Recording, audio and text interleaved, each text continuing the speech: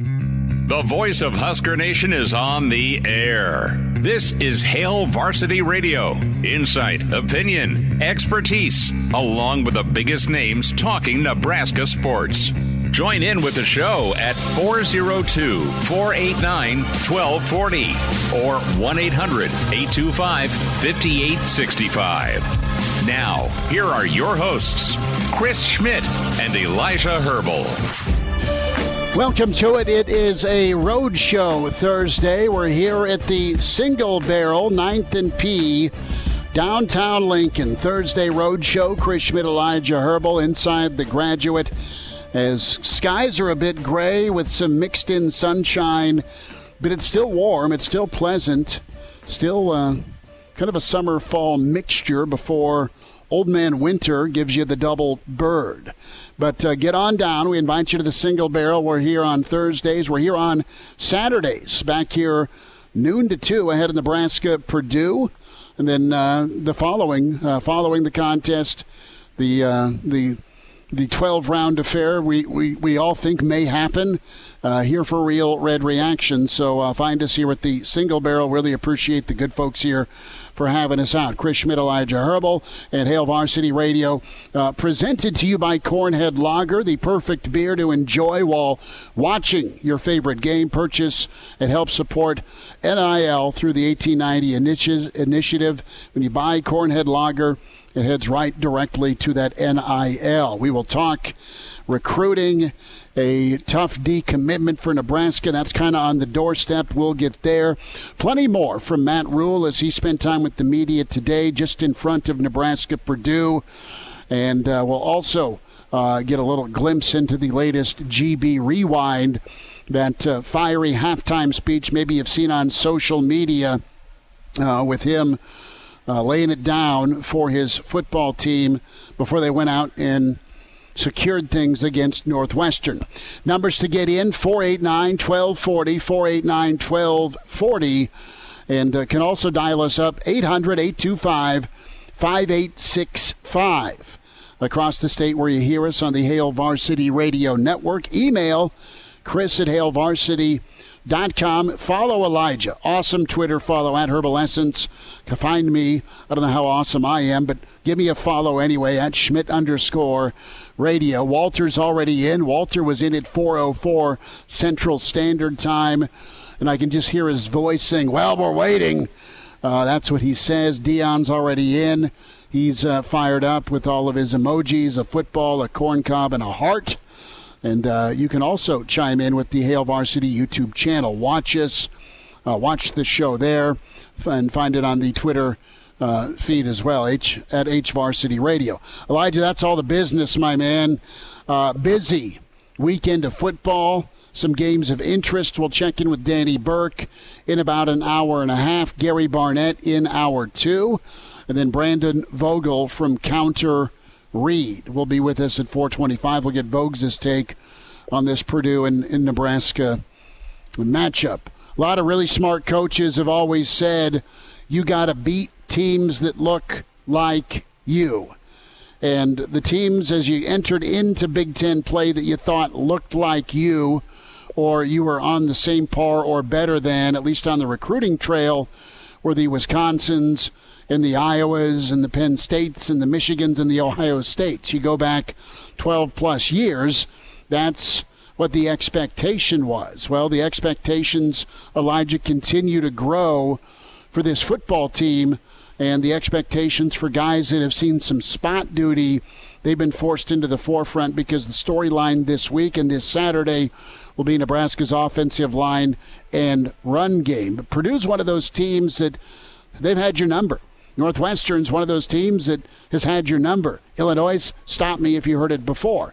But right now you have a chance to kind of flip the script and go 3-0 against those teams. Nebraska fans, not all, but a lot of you say, okay, you look at a Purdue, you look at a Northwestern, you look at an Illinois, and you say, well, damn right Nebraska should not ever lose to them.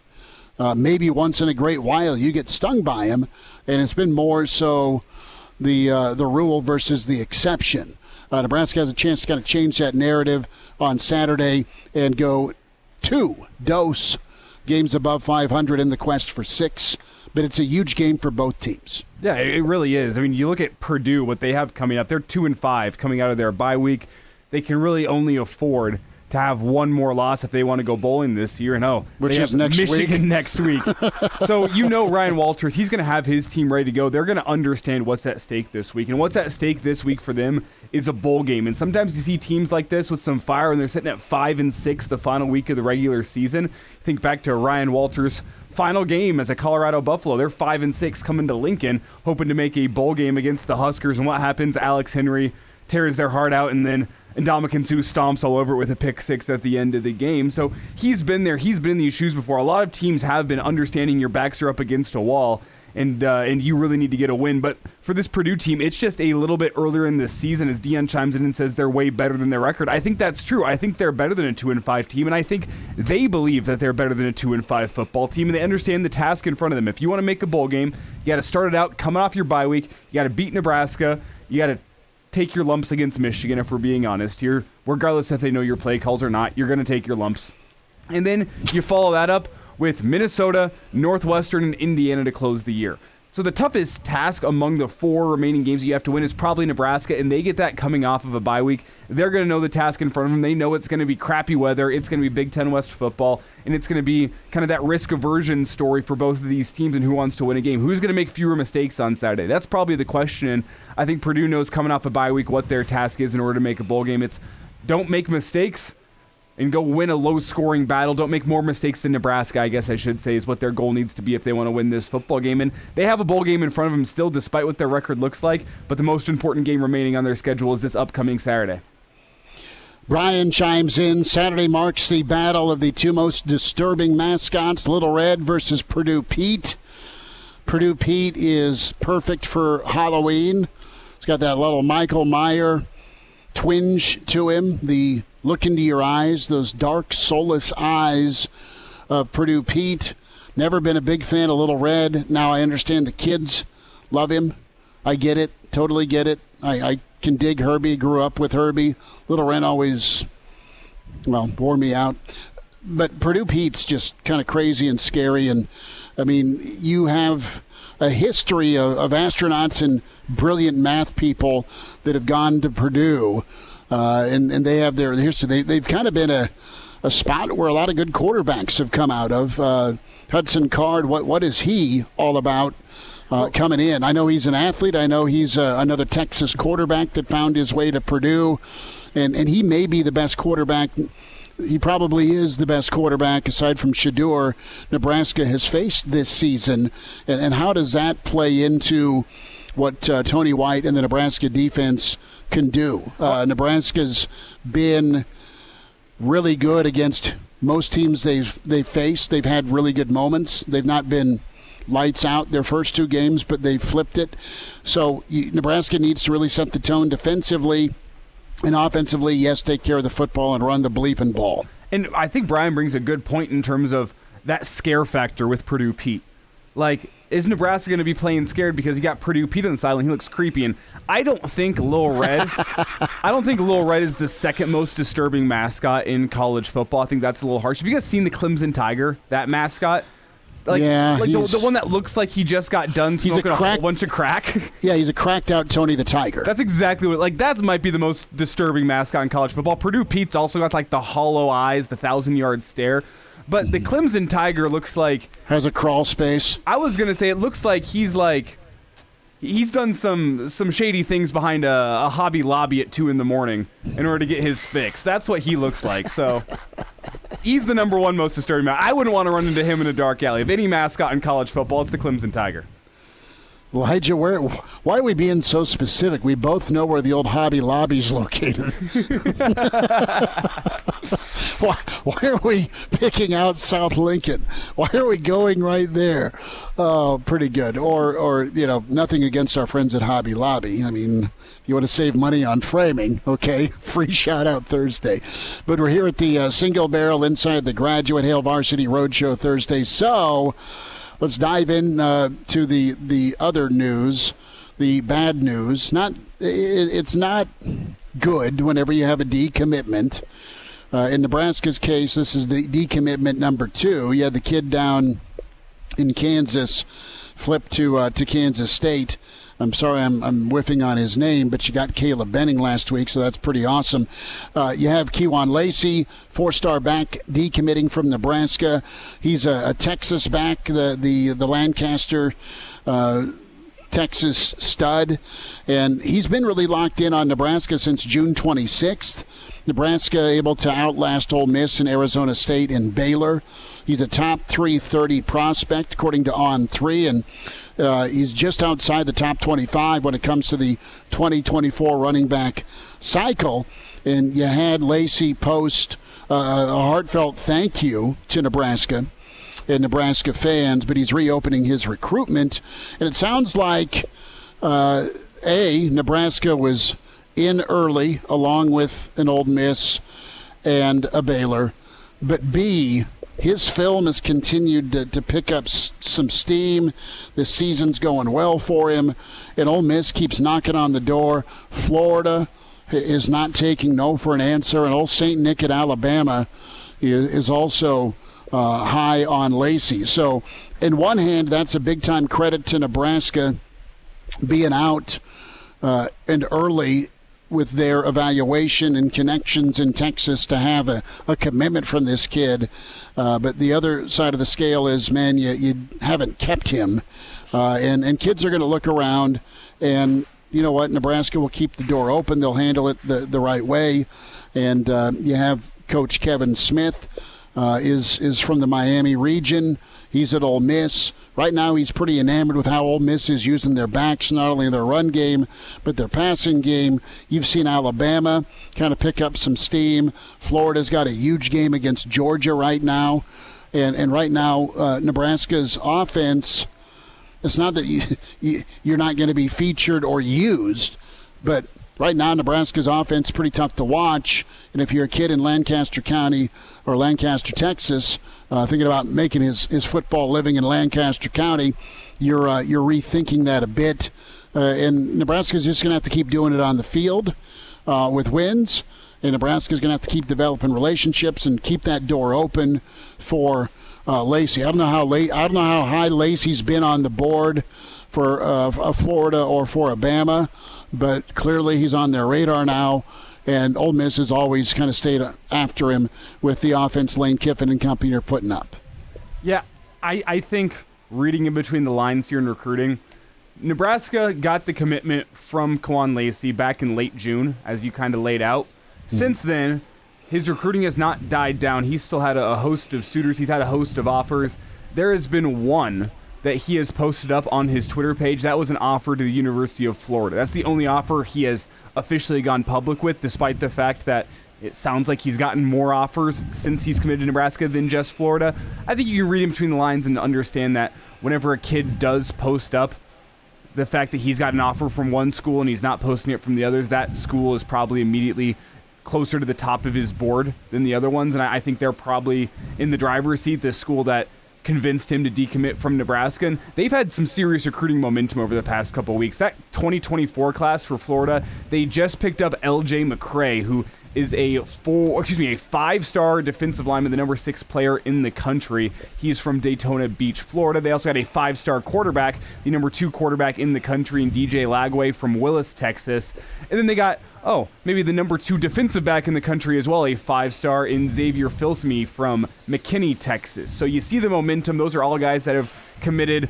I shouldn't say all guys that committed this season. They picked up McCray, and then they got the defensive back over the summer as well. So you see the 5 stars in the boat there.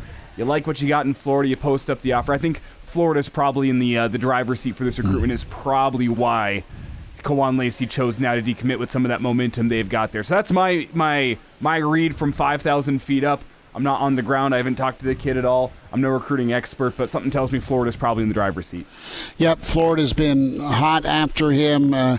You've got a Q McHugh Rhule finds talent early. Some decommits are going to happen, but there's no reason they can't lock those kids back down after they take the chance to look around. Double-edged sword of getting in first. That's what we were kind of touching on. Thanks for the comment. You have Montana Husker weighing in on the Lacy decommitment. If the coaches and players are going to say it, so do the fans. Kewan is gone. Okay. What's next? So Montana Husker fan is moving on, but he's a guy that you want to keep in the class, and you just gotta let him look if he wants to reopen his commitment. But Cutter kind of nails it here with it is what it is. With the transfer portal, you never know where a kid will end up in the future. He may go to Florida in a year, be back with us. We have to focus on who wants to be here. That's from Cutter chiming in on this stream. And while I don't think that's necessarily like, oh, this kid, he liked Nebraska, he's off to somewhere else, so be it. Like, it's a disappointment whenever a kid decommits, especially a kid as talented as Lacy. And I don't think it's necessarily, well, maybe he's going to come back to us in the transfer portal here in a year. I just think you understand that whenever you have things like decommitments, you know what, you're late on some kids, you don't like any running backs in the process now. There's going to be a boatload of names in the portal, and there's going to be a boatload of names that Coach Matt Rhule and company like. So maybe it's not Lacy that comes back in the portal, but if you can't clean this up before the end of the recruiting cycle, you can't get a running back that you like, you understand that you have the transfer portal as a Band-Aid down the road. And that's what makes these decommitments hurt a little less whenever you can get a guy that's been a strength and conditioning program at a college level for 2 years. You get him in the boat right away. That might be more valuable than a freshman anyway with where Nebraska's at. Well, the experience factor at the level, you need someone to come in and perform, absolutely. Brandon Vogel's going to join us. We're here at the Single Barrel Hail Varsity Roadshow Thursday. And now, back to Hail Varsity Radio. Thanks for hanging out. It's Hail Varsity Radio. We're on the road, and we're presented by Cornhead Lager, Chris Schmidt, Elijah Herbel. Brandon Vogel with us from Counter Read, counterread.com. Check out his work, Aaron Sorensen's work. Great stuff on football, volleyball, all things Nebraska, man. Vogues, it is Purdue week. Creepier mascot, Little Red or Purdue Pete? It's a close call. I think Purdue Pete, due to the hard plastic involved. Like, it's weird to have a big hard plastic head. It's also weird to have an entirely inflatable suit. Sort of groundbreaking at the time. But I've kind of felt like at this stage, you know, back in the 90s, Little Red was introduced as like a thing for kids to appeal to younger fans, and that was fine. And I was not young at that point. I was in high school, so I was like, who cares about them kids? Little Red is not cool. And I still don't think it's cool. But I think at this point it's old enough, like you should just kind of steer into its kind of creepy cult status a little bit more. And we've seen it. You know, Nebraska, I think, has a my colleague, Aaron Sorensen, posted a photo of this during the home opener. They'll put the big little red eyes up on the big screen when teams are kicking opposing teams are kicking field goals. Like, I'm here for it all. Let's just steer into the weirdness of Little Red.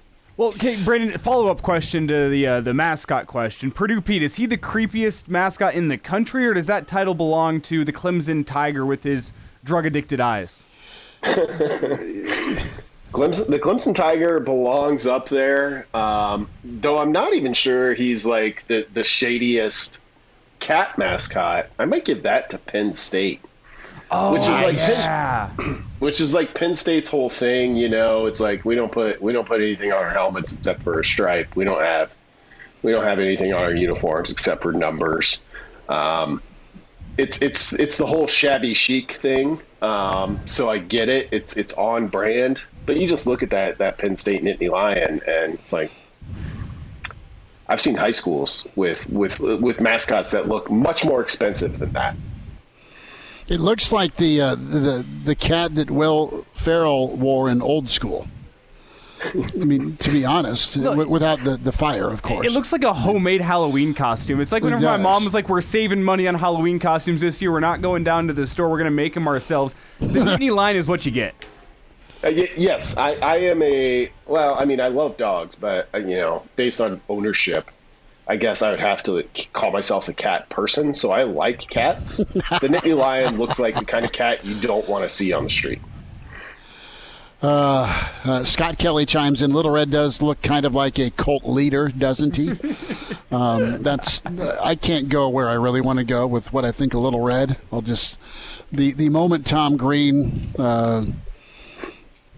had fun with Little Red back in the late 90s in front of Danny Nee and the world was pretty funny. We'll just leave it there, and if you remember what I'm talking about, God love you. Moving on from Mascot Gate to thoughts on Nebraska-Purdue. Folks, what are you thinking expectation-wise? Ledge and I kind of got into it. We also want to get your take on Kewan Lacy's decommitment, but all right, what's a good day for the Nebraska offense on Saturday? To use Matt Wheels Rhule's are turning. To use Matt Rhule's basis for comparison, one more point than Purdue has. I mean, it really might be that way. I mean, obviously, like the giant wild card in this game is just who won't be there for Nebraska. Like nobody. If Matt Rhule came and said, "We're going to give 3 starting offensive linemen and our leading receiver at the moment just a break," they need a rest day like this is the NBA, everybody would be losing their mind. Now, Nebraska doesn't have that choice. That's just what it is. That's what they have to deal with. So it's tough to account for that. Nebraska is a little bit – well, I mean, the offense is limited. They're averaging 20 points a game. They are committed to the run. They will hit big plays in the pass game, which don't always show up like in the broad stats, you know, if you just look at Nebraska's passing numbers now. But when they hit those plays, they're important. I kind of compared them in the preview this week. They're a little bit option-like in terms of like the magnitude of the big plays they hit in the passing game and how it's set up by the run. They need to do both those things, I think, to have enough offense to win this one. Brittany, you say to have enough offense to win this one. What does that look like to you? Is that 10 points? Is that 14 points? With the ugliness of the weather, I think everyone is expecting a low-scoring game. And if it wasn't a home game, I think a lot of people here in the capital city would be putting down some juice on the under. What does enough offense to win look like for you against Purdue? Because it feels like that number is with the performance of the defense is even getting lower and lower every single week. So I think last week I said 13, and it turns out didn't even need to get 13 points. Well, yeah, I mean, that's illustrative, I think. I think this game probably models something close to 20-17. So I would say, what does Nebraska need to feel comfortable? Probably 20. We saw them win last week with 17. You start getting below that, and all of a sudden you're in kind of unique circumstances. That said, if you're thinking about playing the over simply because Nebraska's at home, I would advise against that. Wrote about this for tomorrow on counterread.com, but the under is hitting so far in 57% of Big Ten games, conference-only games. Scoring's down about 9% in terms of points per game for Big Ten teams. Like, this is all stuff I think we kind of know and expected a little bit from just the changing clock rules, but it outstrips even what college football has experienced as a whole. It's just a low-scoring year in the Big Ten. And in that way, like, it might be kind of perfectly timed for how I think Rhule wants to play generally, but also how Nebraska has to play, given the amount of injuries on offense. Brandon Vogel is with us from counterread.com. Nebraska-Purdue on our mind. Vogues, let's flip it around. What worries you about the Purdue offense against the Nebraska defense? Or do you think the Nebraska defense can get that vaunted takeaway? Can they get that pick six or scoop and score? They're going to have to. Yeah, I mean, takeaways are always tough. Like, Purdue is so Hudson Card ranks second in the Big Ten at about 35 pass attempts per game. Which is kind of what you expect given where he came from at Texas, and kind of what Purdue has been, really for the most of this century, from Joe Tiller on, I guess. Let's put it that way. Defensively, Nebraska won't be surprised by that approach. Teams are not running against this defense. I was kind of shocked when I looked at the numbers and pulled them together this week. You remove garbage time from the equation, which takes out a big chunk of the Michigan game and not a whole lot else, maybe some of the fourth quarter of the Colorado game. And teams are only running at about 37.5% of the time against Nebraska. All of those opponents, minus Northwestern. Northwestern was a little bit of a curveball last week. And Rhule talked about this at his press conference. Like, teams are just not trying to run against Nebraska. They will throw the football. Northern Illinois might be the best example. They're a team that runs the ball about 51% of the time. I think they're at about 37 against Nebraska, which is a credit, I think, to Tony White and that defense. They're like, we don't want to mess with that. We'll just try it the other way. Purdue is a team that comes in that's already, that's the way it kind of wants to play anyway. So for Nebraska, they are used to defending 37 pass attempts per game on average. That's not the problem. It's what happens on those pass attempts. And I don't think Purdue's only won 2 games, so it's small sample size, but I don't think Purdue has thrown an interception in either of its wins. The key number to me becomes the yards per attempt.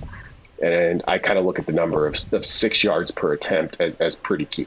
That's about where Purdue's at in losses, and it's about where Nebraska is at in wins. So if Nebraska can get there, they should have a pretty good shot. Their defense should be putting them in a spot to win unless you turn it over 3 times on offense. Brandon, something we talked about back in the first segment is this element of Purdue.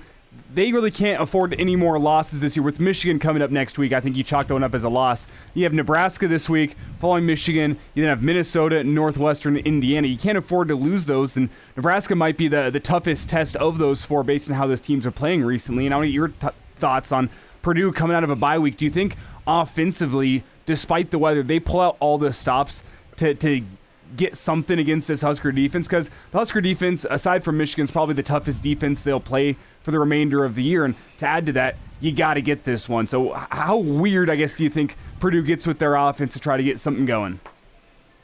I would expect them to get weirder defensively maybe than offensively.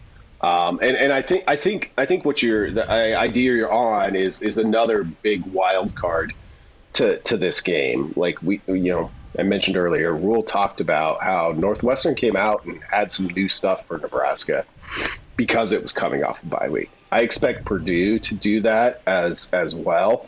They know what Nebraska doesn't have on the offensive line, and Ryan Walters is a first-year head coach who used to be a really great defensive coordinator, still a great defensive mind. He's going to dial some things up. And, oh, by the way, like Purdue's 2 outside linebackers, they're both top 5 in the Big Ten in sacks. So they're gonna have some special stuff for Nebraska. And I think, assuming Michigan doesn't get the death penalty before next week, I'm sort of kidding, but maybe not. Who knows? The urgency is there. I think Purdue is a team that is better than its 2-5 record at this point. Not drastically so, but a little bit better. And I think the opening line reflected that. I was a bit surprised that Nebraska was only -1 on Sunday. It went up to 2.5, which I checked immediately on Monday after Rhule announced all of those injuries. And it hasn't gone down to this point. Doesn't mean there'll be a late push for Purdue. But I'm a little bit surprised that Nebraska is given the edge that it has had. Brandon Vogel's with us. Vogues, hang on. We're going to do a little overtime with you. I want to get your reaction to Kewan Lacy's decommitment, how you take that.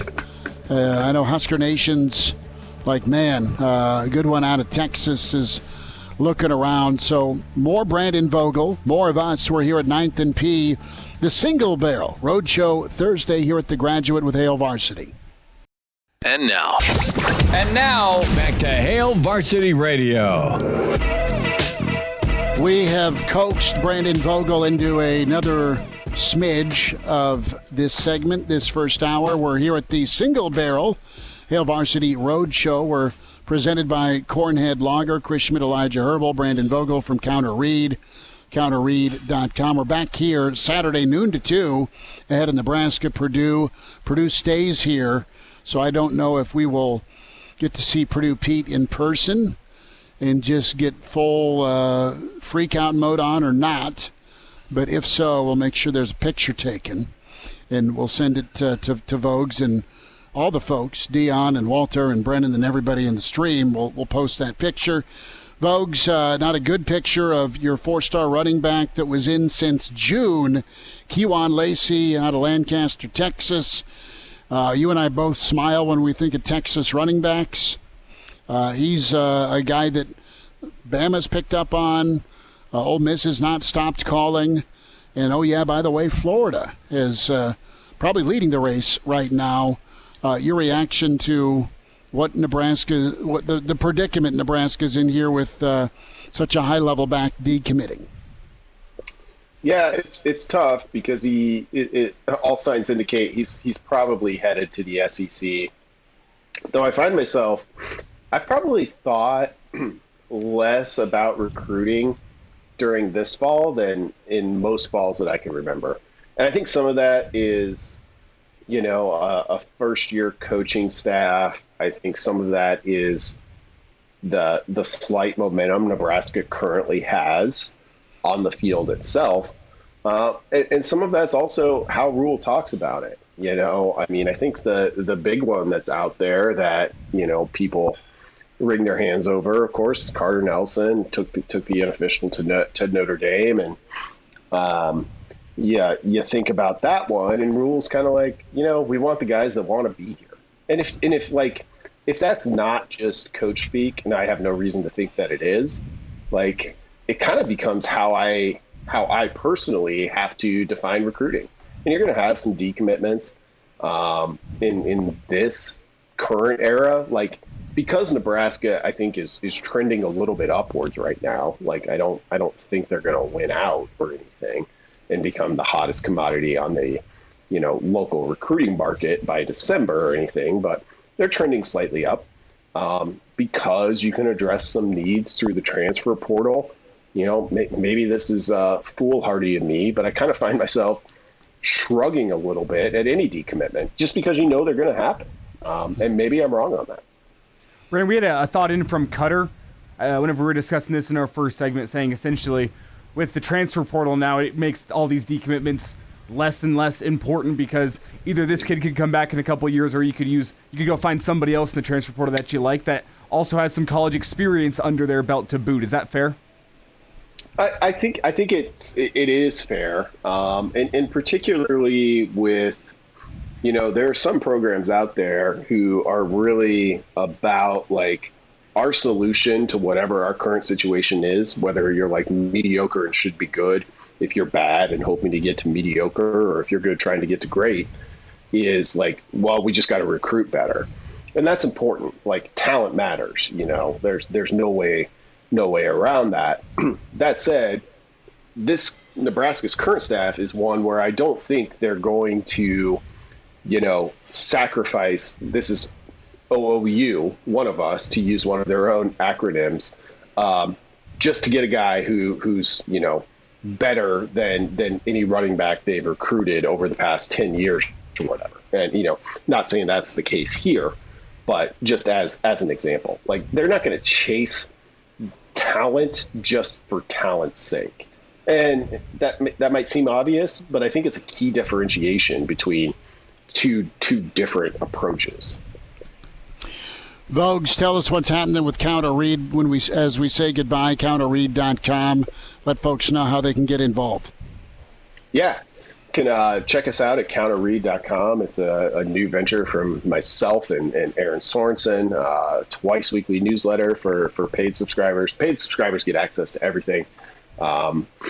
We end up doing about four newsletters a week. free subscribers get a chance to check it out. But if you want access to everything, we would love to have you join as a paid subscriber. And coming tomorrow, I kind of mentioned it a little bit in the earlier segment, took a look at scoring in the Big Ten and where things are at with that, and how, got a little bit into how that might change next year with the addition of 4 Pac-12 teams, 3 of which, oh, by the way, are among the 7 teams averaging 40-plus points a game. So that'll get interesting. And then made my Big Ten picks for the week, for whatever that's worth. It's hard picking against the spread, and I'm not out here trying to tell you I know anything more than anybody else, but I'll at least take up the fight each week. Love it. Vogues, you take care. We'll talk on Saturday. Thanks for the time. Thanks, guys. Have a good one. There he is, Brandon Vogel from his football office. Let's squeeze in Matt Rhule as we'll get to some of the GB Rewind, but this made its way around social media, and Rhule again getting fiery at halftime for Nebraska Northwestern. Will he have to do it again against Purdue? I'm kind of consistent with my message, so make sure everybody understands what my message is. I don't care about the school. I care about the football. We're going to go out there, we're going to put the ball on the ground, we're going to turn the ball over 4 times. That's who we are? Huh, that's who we are? They're going to start calling us sheep because we bring it over. We'll go get the ball. I want to see you run people over. Emmett, you're about that far away from Papa. AG, you're about that far away from Papa. On defense, nobody has 86 yards rushing against us. But now that tackle's coming around, we're like, how do I handle it? You know how we handle it around here? We take our fist and put it under your chin. That's how we handle it. Hey, Coach, what's the next call? There is no next call. You've never asked for another call and team compete. Now, offense, you found your rhythm. You're 0 for 3 on your third down, you're 3 for your last 3. You know exactly what you need to do. This is a blitz game. It's a Frisco game. You can't turn the ball over anymore. You got to go attack the ball. And on defense, we need the ball back. And nobody runs the ball against us. That's twice in our house, in front of our families, people are running the ball down the sidelines against us. That doesn't happen anymore. I don't care about the score. You'll win the game. You're better than them, and the better team always wins. I care about the tape and the standard. Do you? Yes, sir. Do you do some net tackle pulls around one more time? You knock him in the next week. You guys are just giving yourselves up 1 for 1, man. You press, we get off blocks, we knock the ball out. Special teams, you make it happen. They're starting with the ball. They haven't converted a third down yet. They have 2 yards passing. Take the ball away. Take the ball away. They're not here to quit. You saw them at the end, man. They're throwing Hail Marys up. They're not here to quit. I don't care about them. What's our standard? What's our standard? His brothers went down. Mike went down. BK went down. Somebody's got to step up. But it ain't just a guy in his position. You know what, defense? You might have to score today. You might have to take the ball away. You know what, offense? You might have to go run for 300 today. Just freaking do it. Stop talking about it. Let's go. Go. Come on now.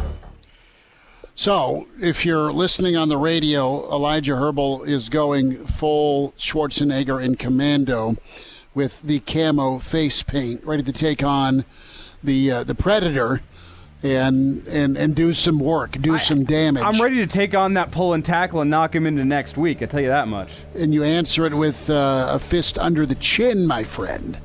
So Rhule got his point across, and Nebraska found some rhythm running the ball, and they made a play or two. We'll wind down this first hour. Single Barrel is where we are at, 9th and P, inside the Graduate. It's Hail Varsity Radio. And now, back to Hail Varsity Radio. One final time this hour here at the Single Barrel. We're here on Thursdays, home football weeks. Saturdays, pregame noon to 2. And then Real Red reaction this weekend after Nebraska-Purdue. We'll get Gary Barnett's reaction. Not only did he, coach Walter's father, but he recruited Purdue's head coach. What's he think of the Nebraska-Purdue matchup? That coming up here in 10 minutes. We'll get Barney's take on cheating, specifically sign stealing. And if you're not too beaten over the head with that, and I know it's been dominant the last week in college football, we'll tell you why Barney says, yeah, we've all done it, and here's why we stopped doing it or don't rely on it. So Coach Barnett will go full spy cam next hour. Reminder to get your legal questions answered by your friends at Dyer Law. Personal injury. Have you been hurt in a personal injury accident? You can count on Dyer Law to help provide you with make that with the helping hand when you need it. No matter what you're dealing with, call Dyer Law today at 402-393-7529. You can visit Dyer.law, and chat with a trusted professional about your personal injury claim. That's Dyer.law, 402-393-7529.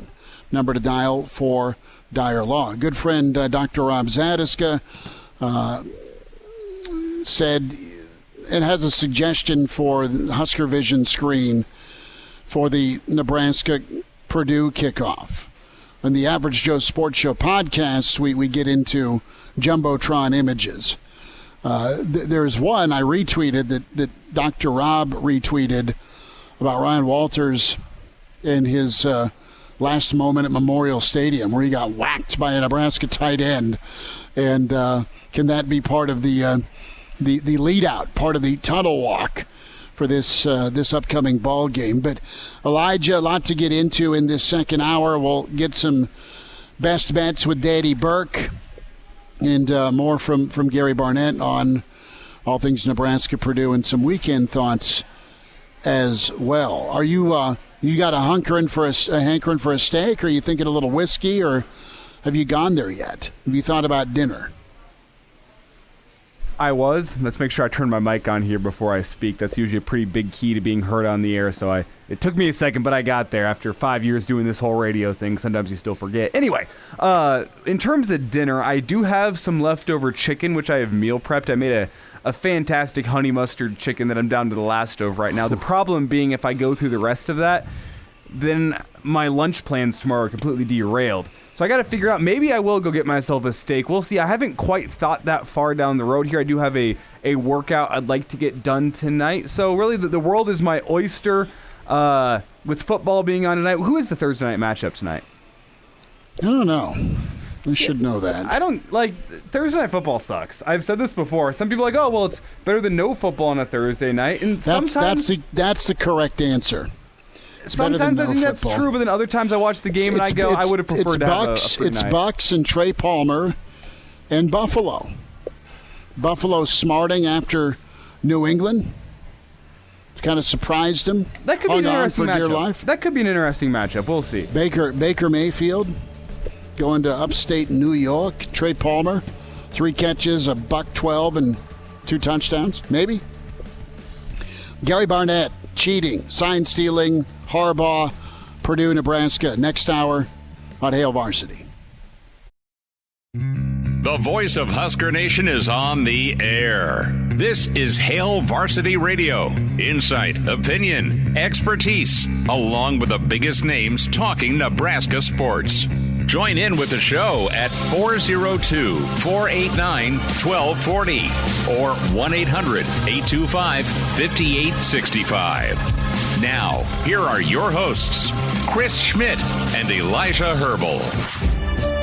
Back into it, hour 2. It's Hail Varsity Radio. We're on the road here at Single Barrel, getting ready for Nebraska-Purdue. Let's talk some college football and some Big Ten with the coach, Gary Barnett, long time at Northwestern and Colorado. He's currently color analyst for the Buffs. Coach, how's the week been? How you doing?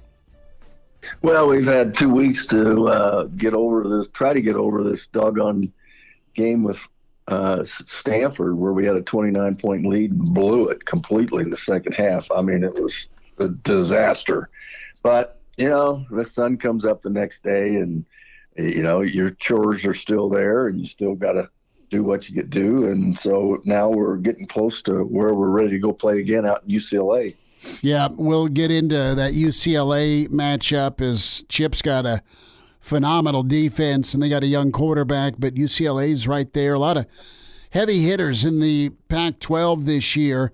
Coach, I want to start off with Michigan and get your response to, the situation, the accusations, some of the evidence with Harbaugh, Michigan, and just the program itself. What's your take on this? It's been going on about a week. Stuff kind of started breaking late Thursday and early into Friday, and it's continued to grow. Yeah, I know, and really, the big part of this, the most important part is if there is a rules violation, the rule is that you can't go out and forward observe the team you're playing in person, which was a rule put in the 1990s when we were all struggling. I can remember the day they told us, that you couldn't send an advanced scout because not everybody could afford to do that. We weren't making great TV money per school. So the NCAA was trying to level the playing field as much as they could. So they eliminated the forward advanced scouting. So that's been in place for a long time. Everybody knows it. If that's what they did, and it looks that way, but we'll have to wait and see. Then that's a blatant violation of the rules, and that's what needs to be addressed. However you address it, as far as stealing signs go, college football has been they've had their head in the sand for almost 30 years.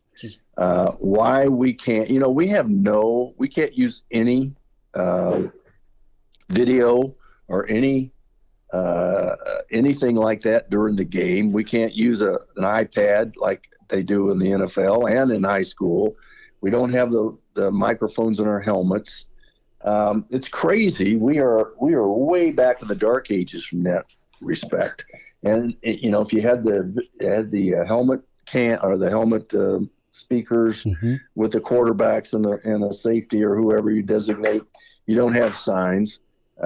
Secondly, you could speed up halftime. You could make everything more efficient if you could have tablets on the field and look at audiovisual stuff like everybody else does. So stealing signs, everybody has done it. I've done it. It's really difficult. It's a bigger deal. It sounds bigger than it really is, because trying to implement a game plan or trying to implement information that you have to your team within the amount of time that's out there. And I've tried it. I've tried it both ways. I've tried to do a game plan based on what we knew about signals, but you just can't do it. It's not practical to get the information in soon enough for the players to be comfortable with the call that you're making. And the other thing is, if you're wrong, once, your players are never going to believe you again. And so, because all you got to, really, you try to do pass or run. That helps you the most. Mm-hmm. And our information about what personnel groups, that obviously helps you, but nobody complains about that. What they worry about is the fact that you may know a pass or you may know a run is coming, and then you can pin your ears back if it's a pass, and you can not cover the pass if it's a run. You add a guy into the box, but the one time you're wrong, I'm telling you, I could remember looking at the guy who was good at doing that and saying, "That's it. We are not doing this anymore," because they just threw one over our heads and we thought it was a sweep. So, it sounds, intriguing and mysterious and espionage-like and all this, and like it really helps you. And I'm telling you, we all agreed, all of our staff, both schools, said, it's just not worth it. And so the violation here is the violation, and that's sending somebody out, and that's what needs to be addressed. Gary Barnett's with us, Hail Varsity Radio. We're live at the Single Barrel. Coach, what team did you steal signs from, and who do you think, did anyone get James Bond-esque with you guys trying to steal signs at either spot? I ran the plays in with players. So I just, we're not, and people who signaled, they're just setting themselves up for it. If they don't change their signals, then shame on them, dude. Criminy. I mean, everybody knows it. It's just part of the game.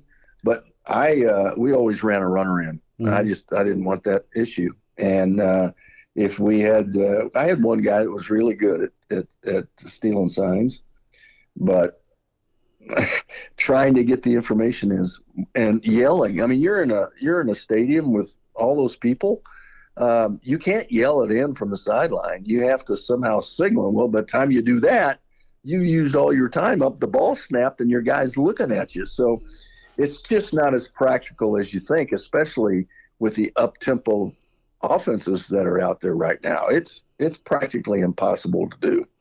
Coach, I want to get your thoughts on, what happens next. You've got three entities that could make a decision here on Michigan and the accusations and the evidence. You have the NCAA, you have the College Football Playoff, you have the Big Ten, and from a swiftness standpoint, I think the guy that can make the call the quickest here is Tony Petitti, and he's got to weigh the league. Like, there's 11 instances alleged where teams were violated in person with the advanced scouting, and there's also the TV partnership. Is Fox, for example, going to be wild about Michigan, undefeated, number one in the country, co-number one in the country, not being allowed to play in a conference title game? And then you got the College Football Playoff that'd be ticked off. So what do you do if you're Petitti? You try to figure out what the punishment is that would match the crime in this case. And you got to be careful not to cut your nose off to spite your face here. How big a deal is this? I think to the general public, it's a big deal. I think to coaches, it's not a big deal. Mm-hmm. And of course, if you're the one that got your sign stolen, you're mad. But guess what? Change your signs. I mean, who's totally to blame here? It's like, if you haven't changed your sign, it's like yelling out to the other team what you're going to do. Mm-hmm. Football is a game of deception. All right. What would happen if, for example, we ran a play action pass? Well, it looks like a run, and then all of a sudden you deceived me. Mm-hmm. You threw it over my head. You threw a pass on her. So I don't know. I think it's a bigger issue to everybody outside of the coaching world than it is the ones in player world than it is to the actual players and coaches. Do you think Michigan should play for a championship? Should they go unbeaten or get to the title game? I do. Mm-hmm. I think they're the best there is. I mean, they're this year's team may know your signs or may not know your signs. They'll still going to kick your butt. I mean, they're that good. So, well, I do think that it may be an in-game penalty. I mean, what the heck? If you have a penalty in the middle of a game, mm-hmm. you lose yards or you lose a down or you lose something like that. I don't know whether that can apply to this situation. That I don't know. You spot the other team 7 points. No, you don't really do that. But it seems like you ought to be able to work that out without getting too emotional about it. I'm interested here. Coach, well, and he played for you at Colorado. His folks as well. Ryan Walters, Purdue comes to town, and he was so incredible at Illinois as coordinator, laid out his remembrance of the Nebraska-Colorado rivalry. And what's your assessment here of Coach Walters' first year, and what do you think of this matchup Saturday with Purdue and Nebraska? It's -2.5, tight ball game for both. Nebraska's absolutely decimated injury-wise. Well, I think if you look at the schedule and the teams that both these two teams play out, this game is the most important because if Purdue wins, you look at their schedule remaining games, they have a chance to win 6 games and be bowl eligible. If Nebraska wins, there's another game in there for them down the road to become game eligible or bowl eligible. So that piece of it is really important. And even though Purdue's only won 2, there's 4 games out there for them, really. I mean, they've played close enough and well enough that there's 4 games out there for them if they play decently, and 4 games puts them in a bowl. And Nebraska's in the same position, like I said. So, they're evenly matched. Northwestern's playing better defense, which is, that's seemed to go away from the fact that Ryan Walters being a defensive-minded guy and a former coordinator, but Nebraska's playing better defense than Purdue. Other than that, they're pretty equal. I mean, Nebraska just can't throw the ball, and they were great against the run, but they can't throw it. Mm-hmm. And Purdue's been just okay. They're only averaging 370 yards on offense, but Nebraska's only averaging 328. So, this is a low-scoring game. This is a game much like you had last week with Northwestern, I think. The injuries may come to play. You're at home. That's a huge advantage for Nebraska. But both these two teams should be hungry enough to where it's a battle down to the end for this game. Coach, you have 3 new starters for Nebraska on the offensive line, and all 3 kids have started. The new left guard got his first start last Saturday, or came in for Ethan Piper and played well. But publicly, Matt Rhule's not whining. Publicly, it's next man up, let's go.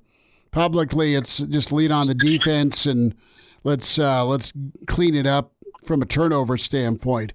Privately, are you freaking out as a coach if you lose 3 of your starting offensive linemen? Privately, you probably are, but you're looking at your next games, and you're not playing Ohio State. You're not playing Michigan again. You're playing Purdue. It's sort of like playing yourself in practice. So you can pretty well see how you're going to play based on how you practice, because you're practicing against the same kind of team that you're going to play this weekend. And that's pretty much true for both teams. And it's pretty much true for the games you need to win to go to a bowl. So there isn't much difference between who you need to beat and who you are. And now it comes down to playing and actually executing, and the breaks. Who turns the ball over, who can run the ball best. Those 2 have the advantage. So the team that turns it over probably isn't going to win, and even though you survived last week with more turnovers than Northwestern, but you weren't playing a very good team. So, this team isn't much different than Northwestern, and it's not much different than yourself. So it comes down to how the game unfolds. You never know. That's why everybody comes to watch. Gary Barnett with us, Hail Varsity Radio Roadshow. As we're here at the Single Barrel, we'll have some more thoughts with Coach, get his take on some of the weekend games, and for sure check the podcast out, Spotify, iTunes, Google Play, where you can get the audio portion, the video, Hail Varsity YouTube channel or Hail Varsity Radio Twitter. Chris Schmidt, Elijah Herbel, as Barney laid out what he thought of the Michigan. Brandon chimes in on some of Coach Barnett's thoughts and just the Michigan topic. Chris, is Michigan was given 1 win a year the last 3 years because of these signals. Does that give them a game changer when it comes to recruits to win this year? I think they should be given 3 losses. You go back in time, and Coach Barnett opened up some interesting thoughts on in-game penalties. We'll see. I know that the NCAA is got boots on the ground in Ann Arbor, swifter than traditionally they do with their investigation. Well, you know what would be fair? The only fair punishment here is the rest of the year, Michigan has to give one of their headsets to the opposing sideline for the rest of the year, so the other sideline gets all their signals for the game. From now until the end of the season, being the regular season, I should say. You don't want to disturb the integrity of the college football playoff. That's only fair for the rest of this season. Yeah, no, I get it. We'll have more thoughts with Gary Barnett. That's on the way. Reminder to get buckled up, hands on the wheel, eyes and mind straight ahead. The driver, one job, that's to drive. A message from the Nebraska Department of Highway Safety Office. And now, back to Hail Varsity Radio. Gary Barnett, couple minutes, Hail Varsity Radio. We're talking Nebraska-Purdue. Coach, interested the practice philosophy, and Coach White, the defensive coordinator for Nebraska, touched on just, all right, there's a lot of flack floating around out there towards the offense with, averaging 18 points a game and all that good stuff. And he's like, look, they've really prepared the defense. The defense is as good as it is because of the offense. Was that a focal point for you to make sure each side of the ball prepped one another and were paid attention to versus some teams that are just defensive-centric or even offensive-centric? They really don't have the priority or emphasis put on all three phases. Well, I think if you listen to guys after the game, if they're on a good team, they'll tell you that, you know what, yeah, we won this weekend because every week we go against somebody that's better, and we're playing against a really good offense or a really good defense every day, and we see them. It's not just for one day on a weekend. So I think iron sharpens iron, and that's, you need that. When we were good, our defense was hard to run against in practice, and when we were good, our defense would have trouble defending us. So it absolutely works complementary in that way. What did you think of the Iowa-Minnesota finish?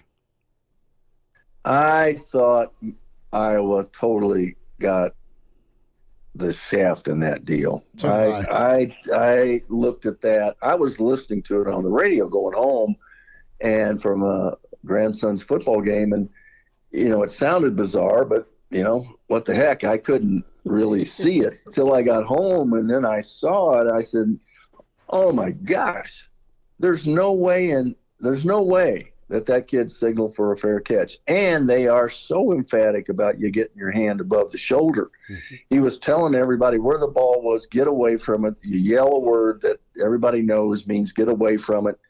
And he's talking to his guys. He's not talking to the Minnesota guys. And if you watch Minnesota, they went after that. They just missed tackles. That's all it was. They had 8 guys miss a tackle there.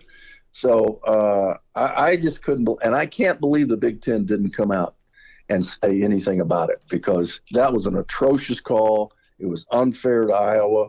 And of course, I'm saying that now. I'm sitting in my living room, but nobody's going to yell at me. That's funny. I'm not going to get fined. No. But I thought that was really poorly played by the league, and I thought it was extremely poorly played by those officials in that game. Coach, we'll get you out and talk some rapid fire here. Handful of ball games: Oklahoma, Kansas. Oklahoma by the hair of their chin against Central Florida. Danger zone. I know the line's up to 10, but KU's not been they've had their moments this year. They're 5-2. Is it danger time for the Sooners? Well, it is, because Oklahoma's a good team. They're not a great team. Mm-hmm. And KU can be a really good team. They're 10-point underdogs, though. I don't know. Defensively, they're not playing like they did last year. And Jason Bean's starting to quarterback, and Daniels probably won't see the field again this year because of injuries. And just not the same team without him. But Kansas can be dangerous. And if they can figure out a way to slow down Gabriel, then I think they make the real game of it. But I think this is I think 10's maybe a little too much, but I think Oklahoma probably wins it, even though they're not a great team. How much Southern comfort is drank at the old cocktail party here, Georgia, Florida? I don't know. I heard Dan Mullen talking about that yesterday, and what it's like going over the bridge into Jacksonville to that game and just seeing the site. And that's one of those games I haven't been able to go to. It's probably one of the 2 I need to go to. But, without Brock Bowers, there's no way Georgia's the same. Florida's coming on, but I still think that Georgia's going to win it. 14.5 may be too many, but I think Georgia wins the game. They're just a better team right now. Oregon got challenged in the first half by Wazoo, outlasted the Cougars. Now it's off to Utah. What a ball game here. Oregon's favored on the road at Utah, 6.5. Did you watch the game last week? I had an eye on it, and I saw the finish, and I saw Utah. They were down by double digits, and I saw the end of it, and I saw the old Coach Barnett fade to the green. The old wedge shot, the way the kicker kind of hugged that thing in there, and Utah got another walk-off. They kind of have USC's number, but you have the two most physical teams, don't you, here in the league? No question. And Utah's really good, and they just do it the old-fashioned way too, and you sort of root for them because, they're not flashy, and they're playing with a third-string quarterback, and who's tough. Oregon's good, though. They're really good, and I think Oregon needs a statement game, and I think Oregon wins, but I look for this to be a really good football game. Is USC in trouble? They're up 11 or favored by 11 at Cal. Cal's at 3-4, and Riley's been out with pneumonia, and defense is still a mess. Is there some real danger here at USC maybe falling off a cliff? I think there is, but and this will be a good test right here because they could be feeling sorry for themselves, but this will be a good test to see if they're really what they thought they were going into the season. And Cal's been playing better, 11 points. SC can score 50 really quick, but they can let you score 52 really quick. But this will be. I'm interested to watch USC in this game just to see what they're made of. And there's been a lot of talk this week about somebody came out and said Caleb Williams should shut it down, and he never mentioned that. He never said anything or made any indication like that, and it doesn't look like that when he plays. So my guess is that SC is a little riled up over all that talk. Last thought, Duke, Louisville, -4.5. Both these teams are really, really talented. Yeah, they are. And I just don't think Duke can win without Riley Leonard, and I think he re-injured that ankle. So, I'm not a Louisville, fan, but I'm not a non-fan. I just think they can play really well. They're favored by 4. I think that's about right without Riley Leonard in the game for Duke. Coach, you have a good weekend. Enjoy La La Land, all right? All right, Chris, we'll do it. Good stuff from Coach Barnett, Hail Varsity Radio. We're here at the Single Barrel, 9th and P, inside the Graduate, back here Saturday, noon to 2. Reminder, if you're popping in for Nebraska-Purdue, we'll be hunkered down here. The wall of whiskey is waving at me. Some chops probably on deck. Steak or pork chops, incredible. And they even got Guinness on tap for one Bill Dolman. Wheels are turning for Elijah Herbel because he's thinking of what whiskey he's going to have post-workout tonight. Is that true? Post-workout? I'll throw it in the protein shake, yeah. You'll put it in the protein shake? We'll just get the old pint and dump that thing in there. No water, no milk. Just get after it. Just get after it. An extended chat there with Coach Barnett, but good takes on Michigan, good thoughts on Nebraska-Purdue. Great relationship with Purdue's head coach because he recruited him. And some thoughts on the Pac-12 this weekend. Let's do a little Rhule rewind right now. And Coach spent some time earlier today with the media. And top question here, how's that offensive line looked? How'd they practice this week? 3 new starters got to go on Saturday. The new guys on the offensive line have practiced hard all week. We've had 2 really spirited practices and full pads to get that work done, and, they needed that, and they've stepped up. And just as important is the next group, like the next group of guys. And really excited. Like, again, I don't want anyone to get hurt, but as I said to the team, thank goodness last week Justin was prepared, and Henry was prepared, and Malcolm was prepared. So, hey, Tyler Canuck, you need to be prepared, and Jacob Hood, you need to be prepared, and Gunner and Sam and all those guys, Joey Mancino, all those guys are prepared. So good week. Excited for them to go compete against a great defense. So this was pretty fascinating. I know we touched on it earlier in the week, but Rhule on the scout team. I mean, that is the epitome of hands-on and trying to evaluate, and he's not been afraid to call guys up from scout team to game action. And more from Rhule on, why he's doing time on the scout team. Yeah, I've done it pretty much my whole career. You know, I like to have those connections with those guys. You know, there's been some years where I do one day defense, one day offense. You know, I just think it helps me really identify young players. And I'll sit there and be like, why is Kane over here? Get him up with the defense. Why is James over here? You know, why is Sua? Why is Vincent? You know, if left to their own devices, offensive coaches will make the guys just run cards and stand here and get blocked, and they won't become good players. So I go over there and say, don't listen to them. Go do this and go do that. So on Tuesdays and Wednesdays at least. So I enjoy it. It's a way for me to, you know, I used to be a pretty good football coach before I was a head coach, and so it's a way for me to go do some football. So I don't know that we have time for the GB Rewind. Probably not. Cut 10? No? Yes? You're like, absolutely not. Nope. But it was pretty good from Rhule. We'll sneak that in at 5:50. But how about the importance of special teams this week? It's going to be key. You write it down. You know it's always important, but it'll be monstrous this Saturday. Yeah, I think, you know, especially in games like this week where the weather could be a factor. I mean, you want to play great on the special teams. Purdue has dynamic kickoff and punt return games. They blocked a field goal against Iowa in the crucial times. You know, they're excellent on special teams. You know, we've made some good plays on special teams, pinning the ball down. Tommy with the kickoff return last week. You know, but we're also missing some opportunities. We had a punt blocked last week. We missed it. So we're just going to continue to try to get better at it. But, yeah, I think in the Big Ten, you know, it is kind of a field position league. Just getting used to it. There's a lot of rugby punters in this league, you know, so a lot more rugby punters than not. So just going through this full cycle, seeing everybody. We're not a rugby team. So sometimes it's hard for us to game plan the opponent, you know. So I just think, you know, Ed's done a nice job of kind of building that book of business. And you think about it, the injuries you have, like just take Tommy Hill. Tommy Hill gets hurt, so someone steps up, which means now there's a ripple effect down onto the special teams. And so that's why, you know, we spend a lot of time on it. We practice the twos and we practice the threes so that when guys have to step up and be ready, like Ramir Stewart went in and played last week on special teams.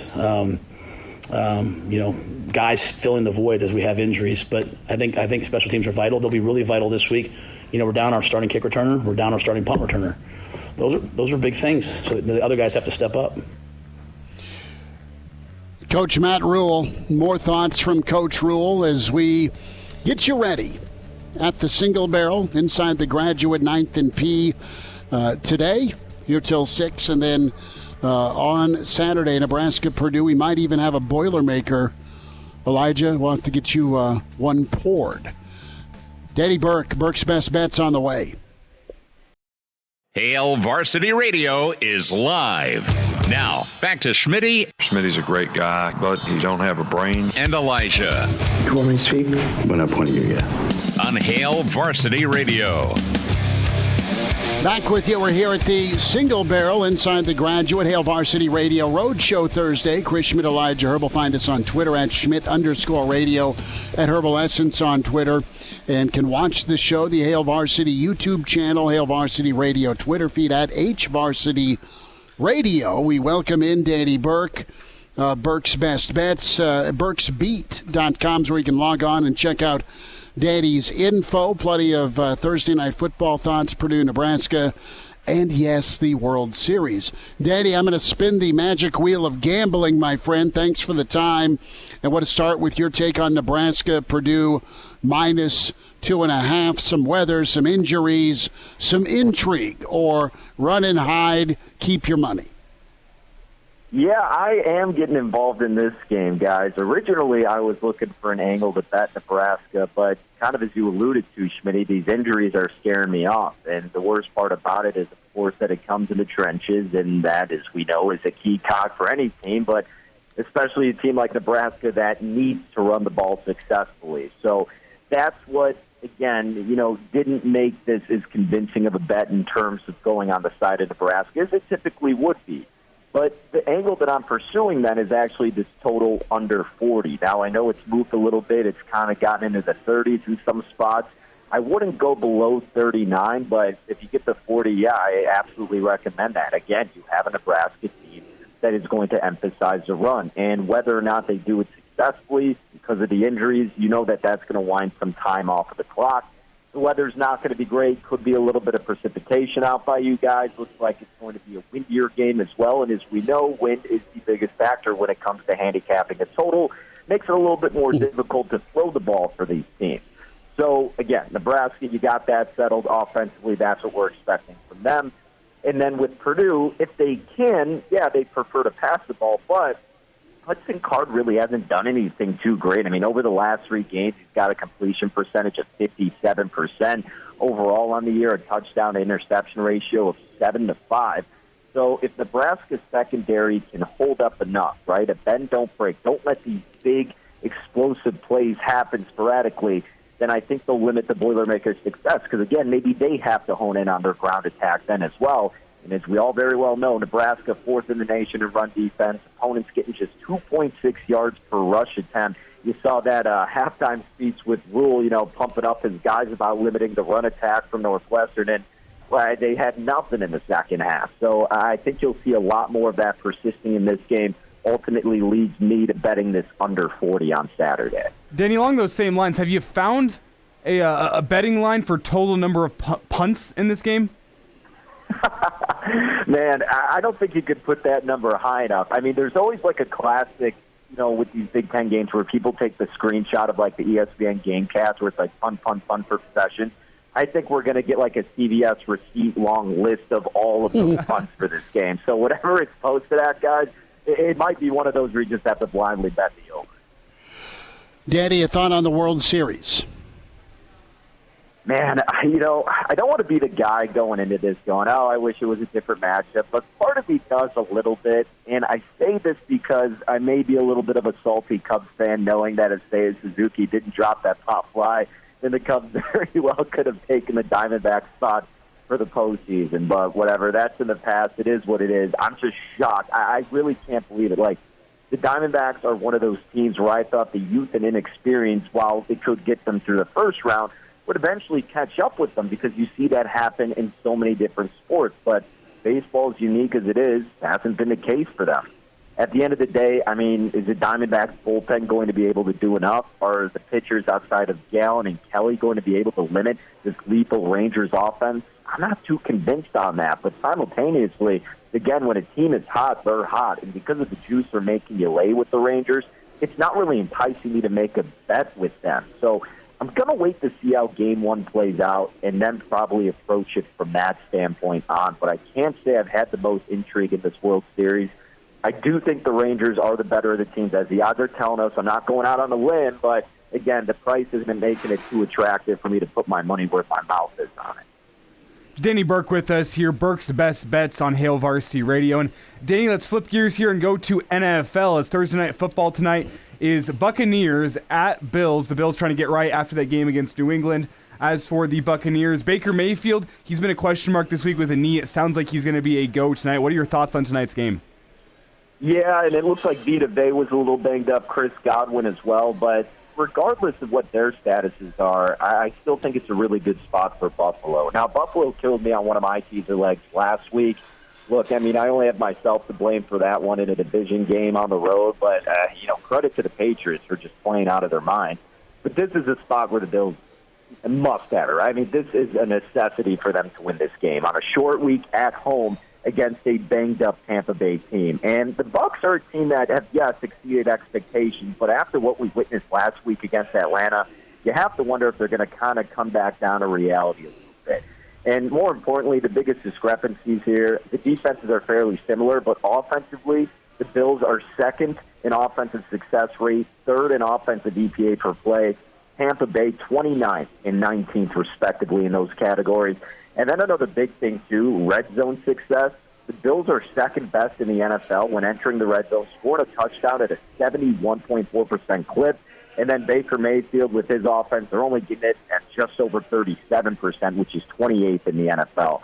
So the line has moved a lot. We saw it as low as 8, up to as high as 10. What I did earlier in the week, and you could still do it in some shops now, is tease down Buffalo to below the key number of 3, so you could get them minus 2.5.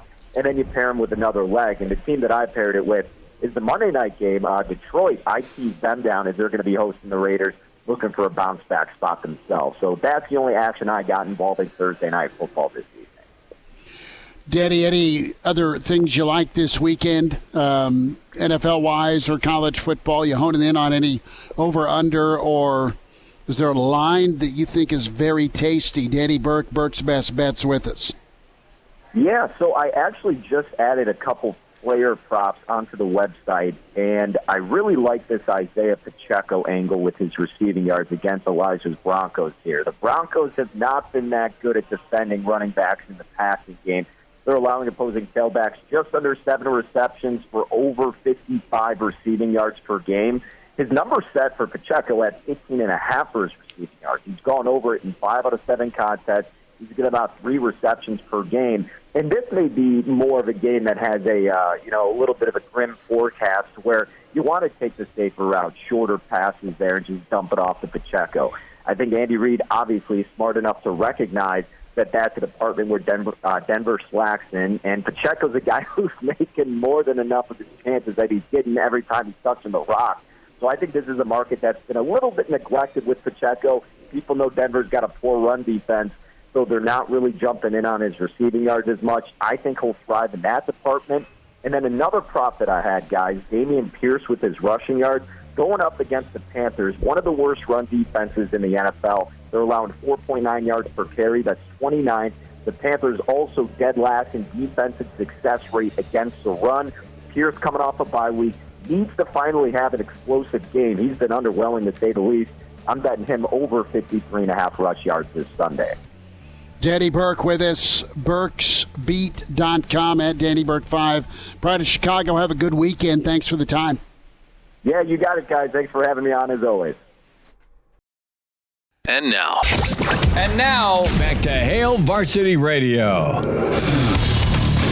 One final time, a Thursday road show. We're here at the Single Barrel. Sunshine still kind of pouring out in downtown, and it is going to flip on its ear with Old Man Winter giving you the middle finger tomorrow and Saturday. But warm up, heat up, get a whiskey here at the Single Barrel. They have a wall of whiskey for you to choose from.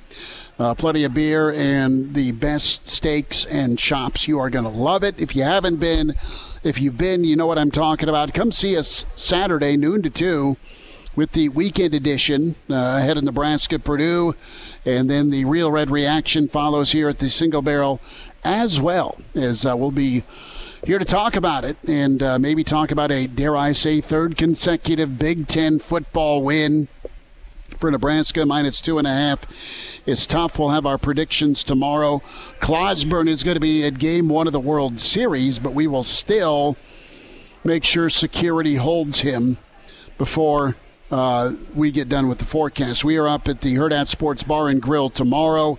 Roadshow Friday, 4 to 6 in La Vista. So if you're making your way up for high school football or you just want to see Game 1 of the World Series, come do it. Myself, Elijah, going to be up there, and then Jabba Chamberlain going to check in with us, and a live podcast of the Triple Play podcast with Hurrdat Sports. So we're going to get done with Hail Varsity at 6 and then jump right on and do a baseball pod, live baseball pod at the Hurrdat Sports Bar and Grill, 6 to 7, right up to first pitch. So should be pretty good. Good stuff today from Gary Barnett. Be sure to check that out. Spotify, iTunes, Google Play. That's where you can get the downloads. Hail Varsity YouTube channel. Subscribe to that. Hail Varsity Radio Twitter. Also, Brandon Vogel. Counter read was incredible. Good stuff from him, per the usual. And Danny Burke had your gambling fix. Elijah, it's kind of all over, but the shouting, I have probably talked way too much, and we can't get Rhule in. Maybe tomorrow. Or Saturday with Rhule and the GB Rewind. Yes. Yeah, no, we're definitely out of time. So the over-under on vodka sodas during the Nebraska-Purdue game from Brett, he emails in chris@hailvarsity.com, is 12. Wow. Oh, my. Okay. So the question is, does Brett have more vodka sodas during the Nebraska? What happens? That's 3 a quarter. That's an impressive pace. Dude, you may need them. So what happens? More drinks for Brett or more points for Nebraska-Purdue? Danny's really a stickler on that 39 number. I don't think this game reaches 30 personally. Dude, I don't think this game reaches 30 passing yards. I mean, maybe I'll be surprised because it could be offensive sloppiness that leads to points for the other team. It's going to be a takeaway. It's going to be a flat-out takeaway. But I think we'll be hard-pressed to see this game crossing the 30-point line. And that's that's just like what Husker fans are starting to become accustomed to. That's what you have to expect from here on out, that if a game does get over 30 points, it's not going to be Nebraska winning that football game. Well, in Nebraska on a okay day, despite the turnovers, can get 20. I mean, they can get some big plays in the run game. They'll have to hammer away at it, but they're going to have to take care of the football. And it's okay. Dink and dunk. Check it down, find your tight end, but be accurate. Elijah's going to get a Red Bull and some bench presses in. We're back tomorrow on the road. Big thanks to the Single Barrel. Back here at the Single Barrel Saturday. Talk to you then with Hail Varsity.